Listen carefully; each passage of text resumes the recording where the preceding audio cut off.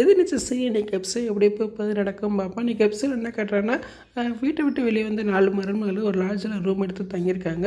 அங்கே ஒரு குடிகாரர் வந்து அவங்க கதவை தட்டி பிரச்சனை பண்ணிக்கிட்டு இருக்கான். இப்போ ஜானி சொல்கிறாங்க, ஏன்டா ஒரு 4 பொண்ணுங்களை பார்த்தா போதுமே, உடனே கதவை தட்டி இப்படியே பெரிய பிரச்சனை பண்ணுவீங்களா அப்படின்னு சொல்லி சத்தம் போட்டுக்கிட்டு இருக்காங்க. உடனே நான் இல்லை அப்படின்னு குறிப்பதையெல்லாம் விளையாடிக்கிட்டு இருக்க மாதிரி காட்டுறாங்க.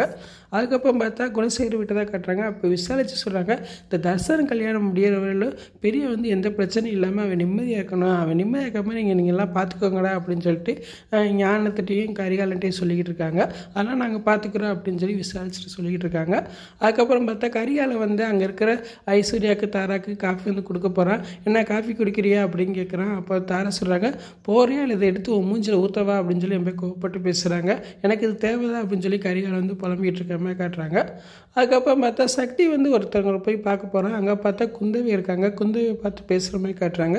ரொம்ப நாள் கழிச்சு குந்தவை காட்டுறாங்க. இன்றைக்கி குந்தவை வச்சு ஒரு ட்ராக் கொண்டு போவாங்கன்னு நினைக்கிறேன். இன்றைக்கான எபிசோட் இப்படி தான் போகுது. ஃபுல் வீடியோ பார்த்துட்டு பேசுவோம். இந்த வீடியோ பிடிச்சா நம்ம வீடியோக்கு லைக் கொடுங்க. தேங்க்யூ.